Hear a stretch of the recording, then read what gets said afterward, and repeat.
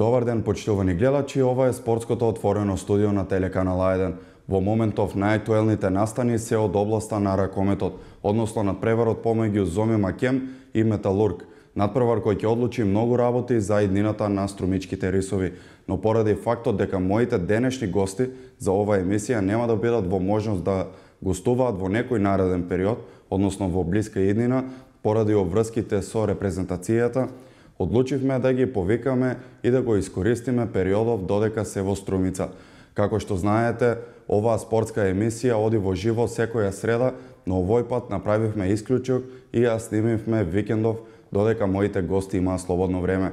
Се работи за најдобрите одбојкарски имиња на Македонија, браќата Ѓоргиеви, Никола и Ѓорги. Нема многу да должам, прилогот објаснува буквално се, да го погледнеме. Се започна со еден љубител на одбојката, Ацо Ѓоргиев, кој почетоците на својата кариера како председател ги започна во женскиот одбојкарски тим на Струмица. По неколку години на оваа функција на женскиот одбојкарски тим Македонија, тој го зазема машкиот одбојкарски тим каде што и ден денес е дел од оваа екипа. По негова иницијатива, Никола заплива на 8 годишна возраст, а Ѓорги на 10 годишна возраст во водите на одбојката. Најверојатно најдобра одлука на еден родител, барем кога станува збор за своите најмили. До цели 16 години настапуваа во одбојкарскиот клуб Струмица, а потоа едниот заминува во Србија, а другиот во Бугарија. Првите 2 години надвор од Македонија Никола ги помина во Раднички Крагуевац. Првиот трофеј дојде во Купот на Србија, а следната сезона успеа да постане шампион во Србија во лигата. Помина една година во Италија во Форли Волеј, за да се пресели во Турција во екипата на Милие Пјанго, каде ќе помине 4 сезони. Следен и најголем предизвик досега беше трансферот во Франција. Никола Ѓоргиев минатата година премина во екипата на Париз Волеј, каде имаше навистина одличен настап. Регуларната сезона ја заврши на второто место, а се најде во финалето на француската лига против Тур. Иако парижани имаа водство од 2:0 во сетови и повеќе меч топки, не успеа да слават во француската лига. Беше избран и за најкорисен играч во француската лига. Никола исто така одигра и во лигата на шампионите со Париз Волеј. Помалиот од 20 браќа Ѓорги на своји 16 години се пресели во Бугарија во тимот на Марек Унион. Цели 6 сезони живееше и се усовршуваше како врвен спортист во град кој буквално живее за одбојката. Последните 4 години Марек Унион заврши како шампион на Бугарија, од кои последните 2 Ѓорги го предводеше тимот како капитен. Како што и тој самиот изјави, последната сезона беше убедливо најтешка. Марек Унион одигра под очекувањата во регуларниот дел од лигата и заврши на третата позиција на табелата. Во четвртфиналето го совладаа Пирин со 2:0 во победи. Полуфиналето не беше ништо поразлично. Марек со 3:0 во победи го демолираше тимот на Монтана. Во финалето противник очекувано беше тимот на Добруџа. Првите 2 надпревари Марек ги загуби и се најде во многу тешка ситуација, но во спортот се до крај не се знае. По двете победи на домашен терек на Марек се изедначи резултатот. Во петиот и решавачки надпревар Добруџа имаше предност од 2:1 во сетови и се најде на само еден сет од шампионската круна. Марек Унион со одлична игра во последните 2 сета успеа да дојде до победа со 3:2 во сетови, а со тоа и да постане по 4ти пат поред шампион на Бугарија.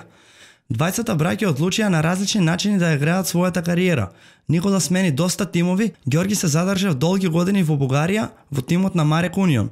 Како и да е, двајцата најдобри македонски одбојкарски репрезентативци тргнуваат кон нови походи во своите нови екипи.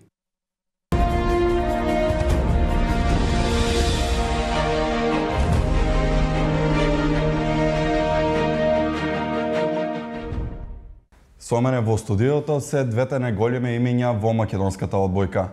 Браќата Никола и Ѓорги Ѓоргиеви. Добар ден, Ѓорги. Честитки за освоеното првенство во Бугарија по 4ти пат. Добар ден, ви благодарам многу и да ви се врати и на вас и на гледачите дупло. Никола, добар ден и на тебе. Честитки за освоеното признание на најкорисен играч во Франција. Добар ден, ви благодарам многу и поздрав до сите гледачи на Телеканал 1 телевизија. Да почнеме од повозрастниот Никола.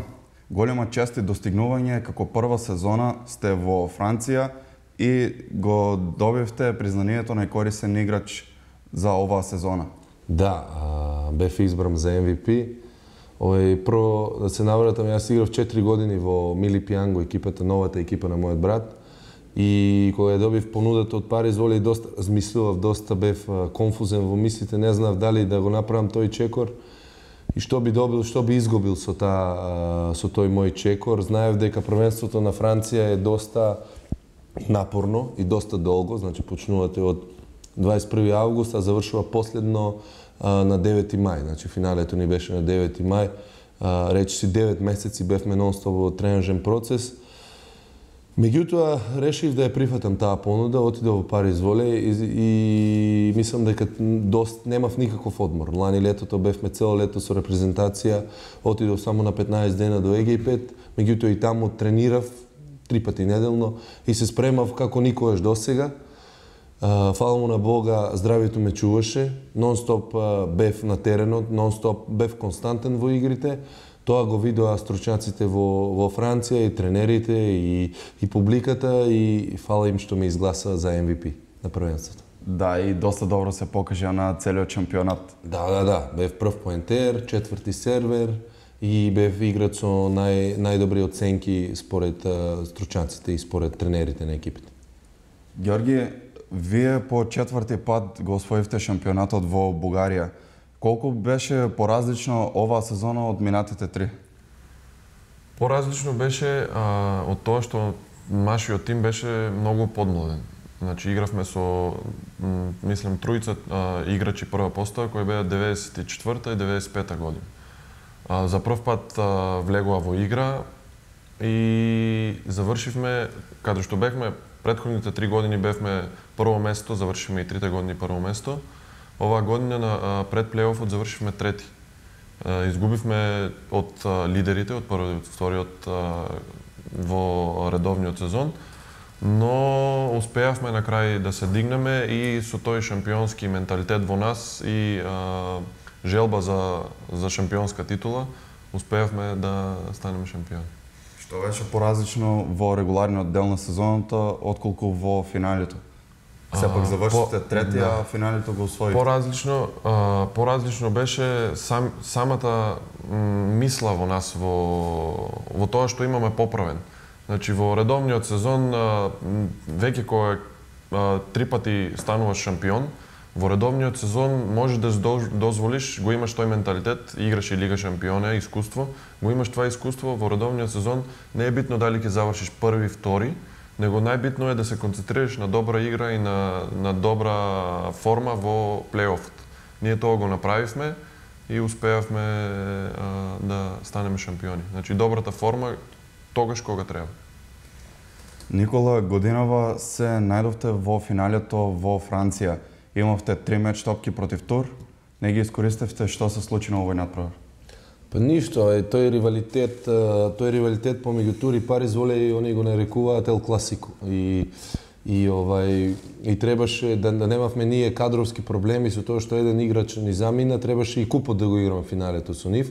Меѓутоа поради клучниот играч ни замина баш тогаш изгубивме од полуфинали и не бевме во куп финале. Значи со Тур одигравме баш 4 утакмици оваа сезона, 3 вклучувајќи го и финалето, изгубивме со по 3-2, а 2 од тие 15-13 на петиот сет. А од третата, кај што имавме 3 меч топки, значи тотално не сакаше среќата. Во Париз, четвртата утакмица ги тепавме 3-1 и земавме 3 бода. Што се случи на финалето? На финалето почнавме многу мотивирано, пошто минатите 2 финалиња биле Тур Париз и секогаш Тур победувал. И почнавме одлично, првиот сет буквално ги згазевме, вториот се играше и клацканица и успеавме да победиме 35-33 и полека почнавме да размислуваме за титулата. Меѓутоа, лош старт на третиот сет, катастрофален старт на третиот сет со 8-2 на тајмаут, со 25-15 не победија и рековме окей, имаме уште една шанса четвртиот сет, па после тајбрек и во четвртиот сет и беше многу блиско. Имавме 3 меч топки, меѓутоа во ниедна шанса да се одбраниме на тие 3 меч топки. Потоа тие земаа топката, го земаа сетот, петиот сет бевме тотално психички доле, тие беа горе и одбојка, спорт, изгубивме 3-2. Многу ми е мака ден денеска, меѓутоа тоа е живот, тоа е спортот, тоа е со она што се бавиме. Ние во полуфиналето, во петиот сет губевме 13-11 и буквално бевме на чекор да не играме финале. Кога ќе видиш така подобро што победивме во полуфинале, изгубивме од финале, бидејќи кога беше обрат немаше ни да играме овој финале. Може ли нещо да се промени во текот на регуларниот дел, па макар и на финалето, во текот на оваа сезона во Франција? Нешто што би можел да се подобри за тимот? Па направивме се што можевме. Париз Воле е одлично организиран тим, со скаути, со физиотерапеути, со наша сала, наша теретана. Така да се беше одлично, се беше оставено на нас. Имавме ние наша тактика, имавме наша игра. И поведовме со 2-0. И денес кога разговарам со председателот или со тренерот по телефон, и уште кога бев таму, не знаат како изгубивме. Просто не знаат. Бевме толку близко, што би рекол мојот прв тренер Илија Караманов, бевме толку близко до изворот, а не се напивме вода.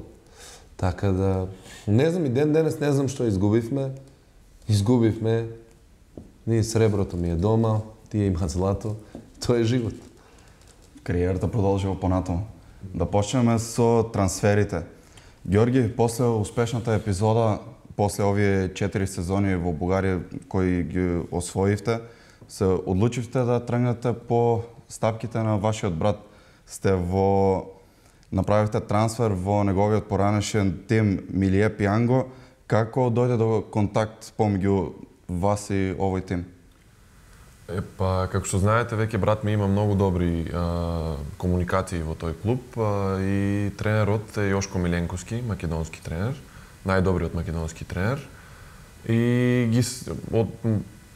пред 2-3 години они ги следат моите игри и моите изјави и се задоволни. И дојде до контакт меѓу мене и него, и клубот Мили Пианго, и се согласив. А пред тоа веќе имаше малку проблеми, бидејќи имав договор уште од февруари јас во Франција, во прволигашката екипа на Сен Назар. Но поради финансиски проблеми оваа екипа е вратена во трета лига и ќе се надпреварува во трета лига. Што се случи не знам и договорот ми отпадна. Па не се знаеше дали ќе е валиден договорот или нема да е валиден, но излезе дека е веќе невалиден договорот и се дојде до нов договор во клубот на брат ми, каде што брат ми помогна и за овој трансфер. Сепак подобро е да се игра во Турција во прва лига, отколку во Франција во трета. Да. И имав желба да играм во Франција во прва лига и да се надпреварувам, бидејќи тогаш не се знаеше за брат ми ништо, дали ќе останува, дали ќе заминува, да играм против него. Но сега како што гледам работите, може и подобро во Турција. Беше ли тешко да се донесе оваа одлука земајќи во предвид дека доста време бевте во Бугарија? Тешко. Веќе го достигнав лимитот во Бугарија. Станав 4 пати шампион, станав единствен македонски играч со најмногу настапи во Лига шампионе. 3 години играв Лига шампионе. Играв куп освоив, имам победи во Лига шампиони.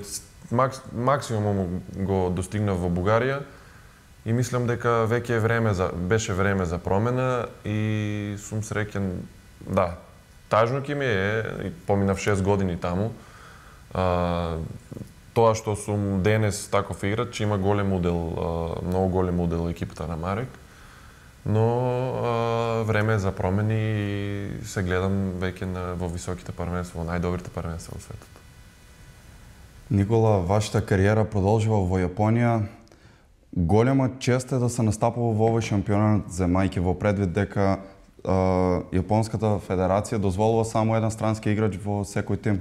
Да, тоа е така, бидејќи федерацијата си ги штити јапонските играчи и има таму 8 екипи и од тие 8 екипи има само 8 странци. И затоа е голема чест и привилегија да се настапува во ова првенство.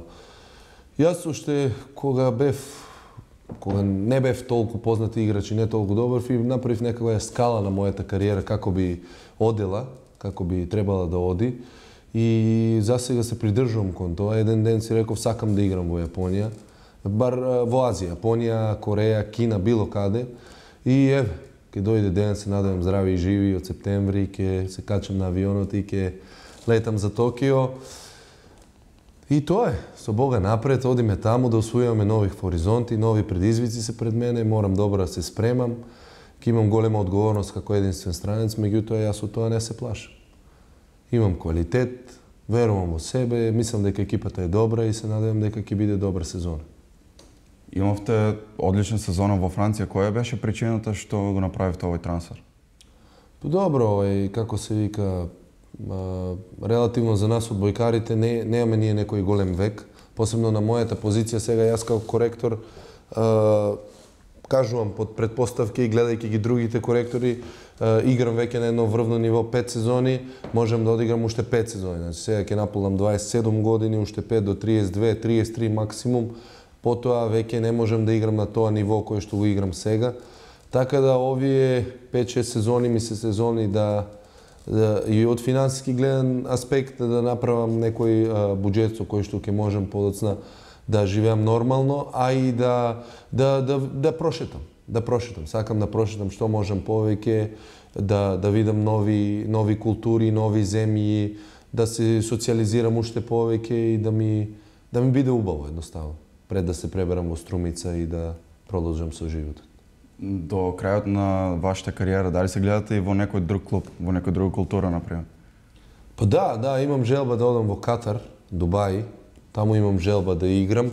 Меѓутоа, таму првенствата се малку пократки. Таму, например, во цело првенство да играш не е толку убаво, бидејќи квалитетот е лош. Таму, например, во мај после сезоната ти се јавуваат, ајде дојди да одиграш еден куп. Јас, например, оваа година имав некои разговори, меѓутоа требаше 9 мај ми беше финалето и требаше 10 мај одма да се качам на авионот и да летам за Доха од Париз. Меѓутоа ги пресечев тие, сака да се концентрирам скрос на финалето и опште не размислувам за друго. Знаев дека имам Европска лига, почнувајќи од јуни, бев малку и ментално и физички уморен и реков да земам одмор пред Европската лига за да можам да бидам на максимум од мене и ментално и физички за Европската лига. Да, завршивте оваа сезона, како што рекоте, следен чекора и Јапонија. Се завршивте и двајцата во своите клубови, направивте трансфери. Следните обврски се кон македонската репрезентација. Кога започнуваат подготовките? Подготовките започнуваат на 1 јуни во Мавро. Таму ќе сме на планина една недела и после продолжуваме во Скопје, каде ќе сме 2 месеци до 10 август.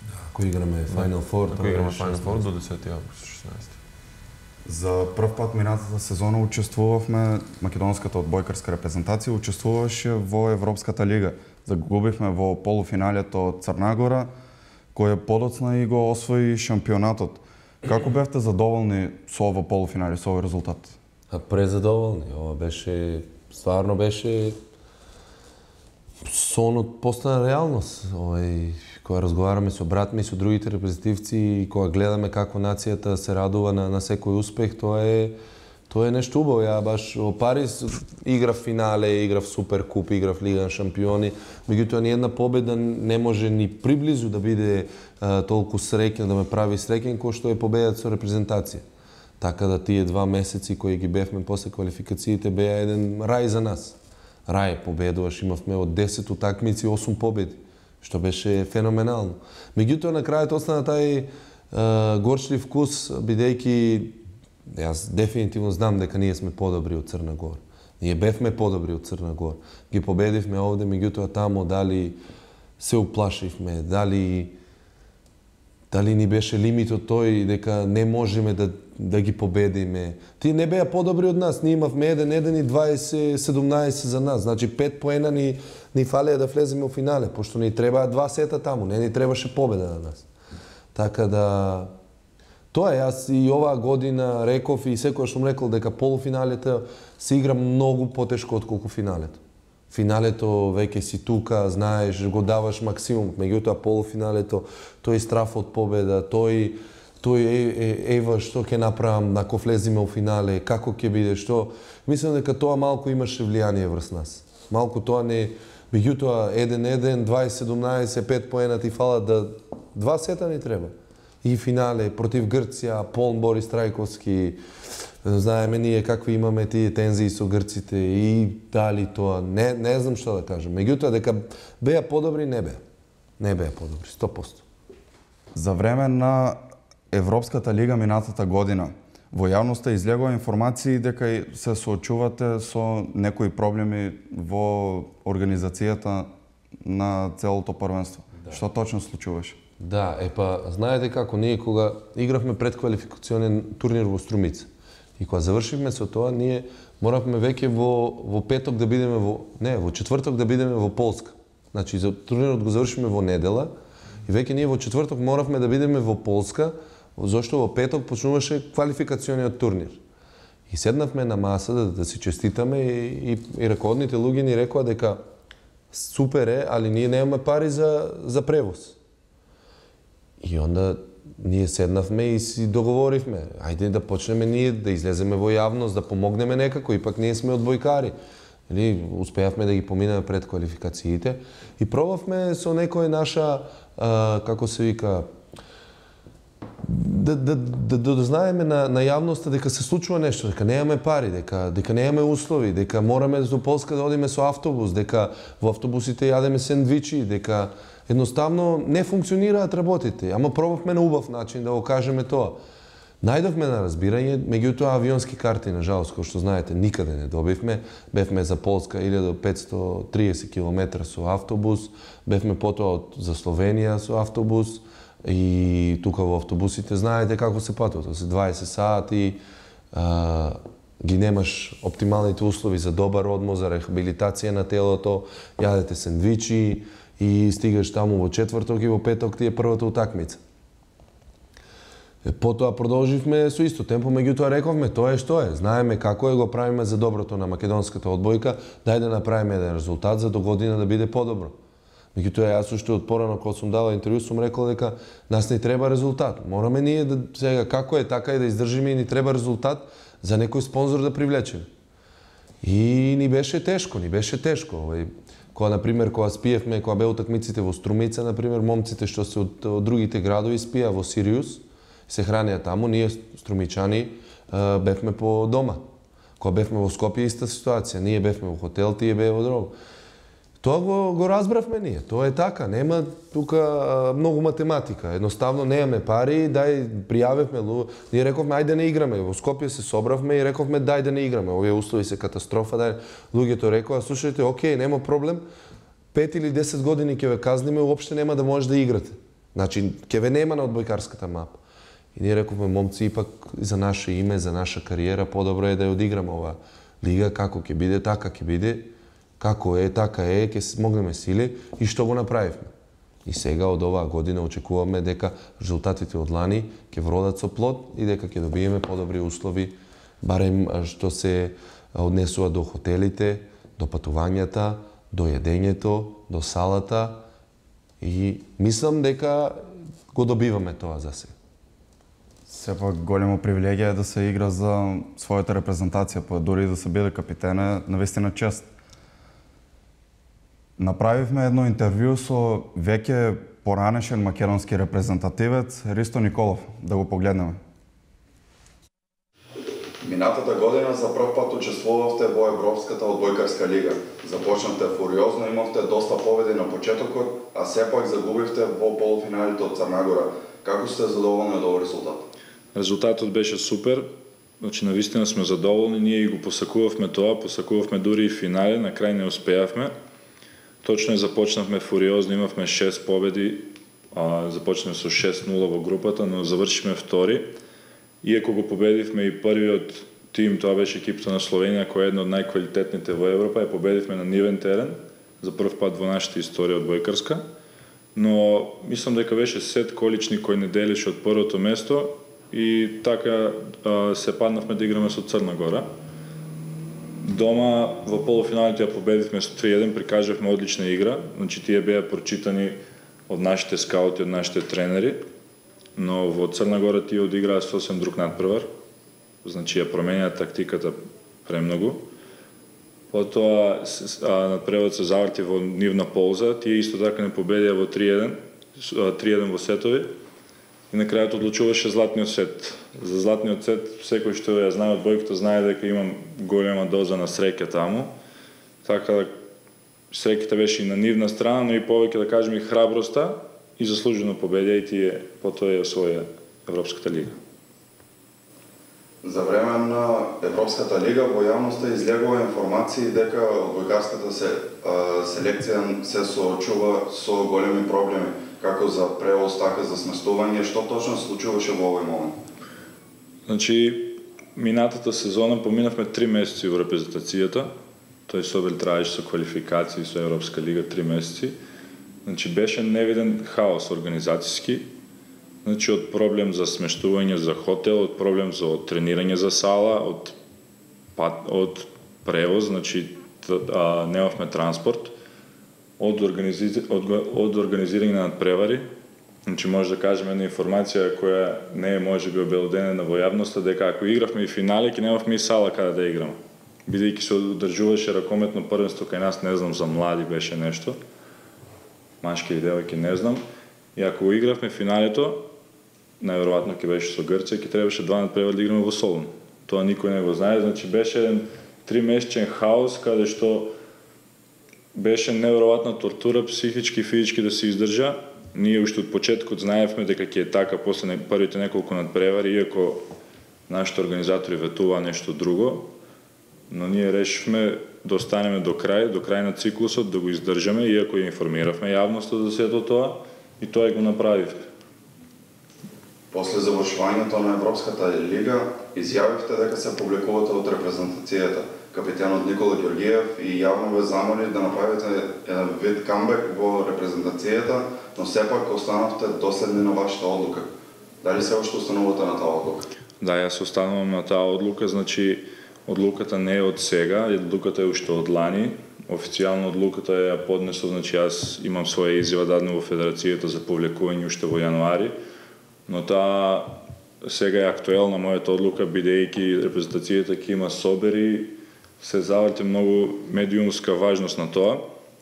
Мене ми е баш чест што Никола ме повика да се вратам и тој знае дека јас одлуката ми е многу одамна и мене ми е битно што во таа одлука ме поддржува мојата фамилија, моите најблиски другари и слична така одлука сакаат и други репрезентативци да направат, но дали немаат храброст или што викаат некои немаат доволно лудост да ја кажат, бидејќи не знаат со што ќе се соочат, но не се го направиле тоа. Значи, мојата одлука е така донесена бидејќи нема никакви позитивни промени во репрезентацијата во низината организација и ако има некои најави, тие не се исполнуваат после. И ако нешто се исполни, тоа е само краткотрајно. И додека никој не превземе нешто, не само и во репрезентацијата, гледаме ние како и нашата лига пропаѓа. Значи, секоја година има се помалку екипи, се помалку квалитет на надпреварите и тоа се многу тивко се проследува. И јас сметам дека како прво наша одговорност е на играчите кои сме таму, ние сме главните актери, всушност на крајот се зависи од нас. Ние да превземеме малку одговорност и да пробаме да направиме некои промени во одбојката. Оваа сезона ја поминавте во Романија, каде се гледате следната сезона? Следната сезона, живи и здрави, сакам негде во Средна Европа, негде Северна Европа, имаме контакти, се преговара со неколку клубови, па ќе видиме кој ќе даде најдобрата понуда.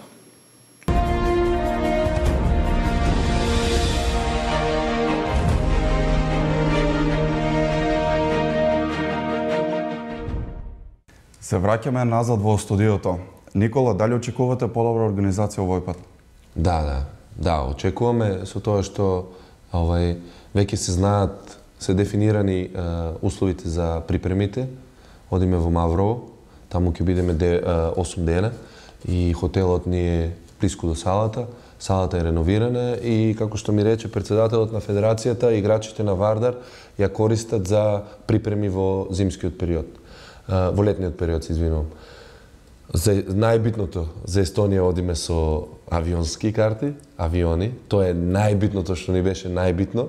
Уште тоа инсистирав, уште кога реков јунари дека ќе има Европска лига, само реков Естонија. Кога видов групата Естонија, отидов на Google, видов 2500 км и реков само немој таму со автобус да иде. Реков, председателе, правиш што ќе правиш, само немој таму со автобус. Имаме карти, извадени, резервирани, се е супер. Во Скопје ќе бидеме сместани во хотел Континентал, кој е одличен хотел. ќе тренираме во градски парк и она што е многу битно исто на што инсистирав, утакмиците ги играме сите во Борис Трајковски, пошто знаеме дека јули е пеколен период, а лани овде ги игравме во 3 часот, им реков да го сменат тој термин, така да одлични ќе бидат термините во сабота во 20 часот и во недела во 5:30 попладне. Што се одлични термини да имаме и повеќе публика, а и за нас играчите да не гинеме на теренот на плюс 40. Георги, кои се вашите очекувања за ова година? За ова година, јас сум со позитивен став за се, за организација од страна на федерацијата, за нашите игри и мислам дека ќе се представиме исто многу добро како лани. Јас не сум, брат ми е задоволен од лани, што и да, успех е тоа што го постигнавме, но сме поквалитетни од Црна Гора и од Грција кој играа финале лани. И мислам дека на нас минатата година не беше место во Светската лига. Се надевам дека ова година ќе играме финале и ќе успееме да стигнеме и ние во Светската лига. Ќе биде тешко, но сум со позитивен став и дека и организацијски ќе биде се во ред и со нашите игри ќе биде се во ред. Ја гледате ли Македонија во блиска иднина во континуитет доста години поред да бидеме во едно елитно надпреварување како европското и светското, например? Тоа е многу тешко прашање. Работата е со македонската одбојка, оваа генерација е многу добра сега, јас, брат ми и другите одбојкари. Но работата е што после мене, после брат ми, од долу не гледам иднина. Македонската лига е многу слаба, во катастрофална ситуација и не гледам иднина за понатаму още, но оваа генерација мислам дека има потенцијал за да игра едно европско првенство. Има или еден ден европско, светско. Има потенцијал, има многу голем потенцијал.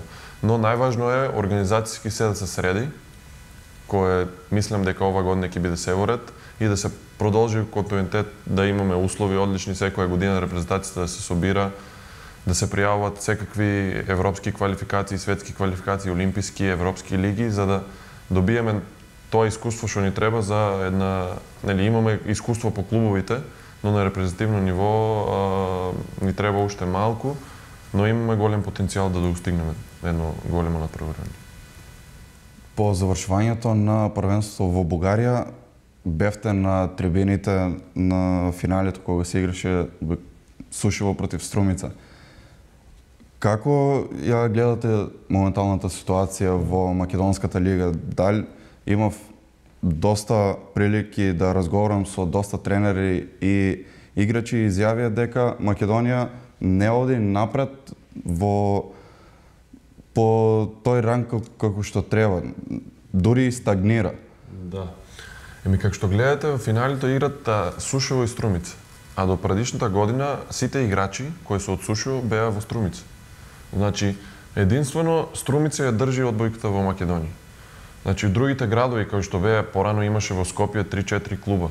Во Тетово имаше 4-5 клуба. Овие беа Струмица, Тетово, Скопје се буквално се тепаа кој ќе освои шампионската лига. Шампионската титула. Но сега, освен Струмица, кој има излеваат млади деца, има играчи, се трудиме колку можеме да постигнеме нешто и го правиме. Но во другите градови нема ништо и нормално е лигата да паѓа, секоја година паѓа и паѓа. И нема и луѓето губат интерес кон неа, и спонзорите губат интерес кон неа. Но тоа што не знам што да кажам. Треба нешто да се направи, некакви промени од страна на федерациите, од страна од нас како поголеми играчи кои сме од странство да помогнеме нешто, ама кога федерацијата ни е слаба и ние сме слаби, не може и лигата ослабува и тоа што е. Колку е разликата од македонската одбојка до бугарската одбојка? Разликата е огромна. Бугарија е меѓу 10 најдобри репрезентации во свет. Организацијски репрезентацијата на Бугарија е Холивуд филм за нас. Но дај Боже некој ден да ја стигнеме. Таму излеваат млади играчи нон-стоп, има клубови добри, се работи, репрезентација се собира, пријавува се европски квалификации, европски првенства играат, светски првенства, европски лиги, имат А, Б тим, С тим, со репрезентација се собираат 50 играчи. Ние може да собереме 15. И многу години се напред од таа страна. Доста работа треба да се променат во македонската одбојка. За крај, Никола, колку е важна оф сезоната, периодот кога немате обврски со клубовите, дали рекреативно се занимавате со некои други спортови? Да ти кажам право, побарав од селекторот малку да ми даде подолг одмор, пошто јас имав најдолга сезона од сите и му благодарам на разбирањето. Ќе заминем на одмор за Анталија малку, да се одморам и психички и физички. Ов сезоната ми е многу битна, затоа што прво сакам да качам некој кило, 2-3 кила, чисто овака да се чувствувам малку подобро, пошто додека сум таму сум доста строг и се држам под некој критериум на исхрана и на вежбање се. Овде малку се опуштам и како што знаеш, доста сакам тенис, доста играм тенис, фудбал и тоа, тенис и фудбал ми е најубавото нешто да играм, бидејќи доста се плашам од контакти и кошарка многу ја обожавам, гледам НБА секоја вечер, меѓутоа страх ми е тие скокови под обрач да не свиткам некој зглоб. И тоа ми е доста, затоа што порано кога сум играл, доста сум го повредувал зглобот баш од кошарка и затоа сега не, само мам тројки и фрлам слободни. Тоа ми е така, тотално сум аут од одбојка, да не размислувам уопште о неја, затоа што знам дека уште 10 години, здраве Боже, ќе се занимавам со неја, така да ов сезоната ми е тотално да одморам од одбојка. Доста е важно да се одморите од одбојка, рекреативно со некои други спортови.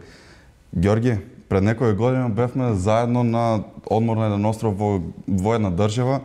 Станувавте доста рано, ви беше резервирано за трчање, приквечер ви беше резервирано за пливање. Дали овие активности надвор од одбојката, па дури кога сте на одмор, ви се некоја наредба од вашиот клуб или тоа е лично од ваша желба? После секоја сезона нормално е клубот да ти даде некоја листа што да работиш додека си во оф сезоната. Но јас тогаш имав проблем со кичмата, со грбот, имав раскинат мускул и ми беше потребно за трчањето се бале да останам во кондиција, бидејќи ме следуваше нова сезона, која беше тоа? Август мислам дека беше, не. Нова сезона, не бев со репрезентација. Значи ме следуваше нова сезона и за прв пат игравме Лига шампиони тогај. И ми беше важно да останам во кондиција добра, бидејќи пред да одам на одмор бев со репрезентација. Да не се опуштам многу на одморот и станував рано, си трчав на плажата, беше окей, за поручок ми беше резервирано за пливање, бидејќи имав проблем со кичмата и со раскинатиот мускул и исто така да останам во кондиција.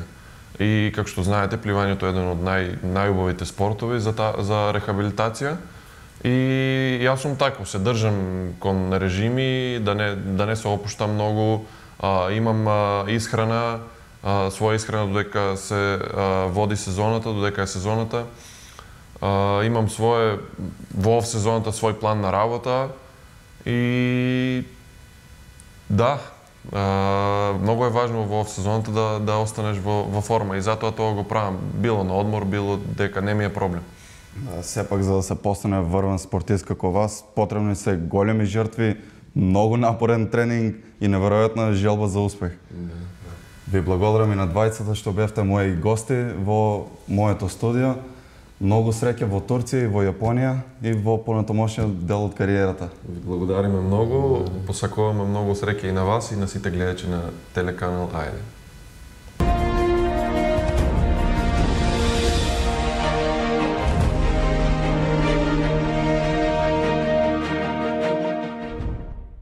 Ова беше спортското отворено студио на телеканал Ајден. Следната среда ќе дебатираме на тема ракомет, поточно за Зоми Макем. До тогаш останете ми поздравени, имајте убав ден, пријатно.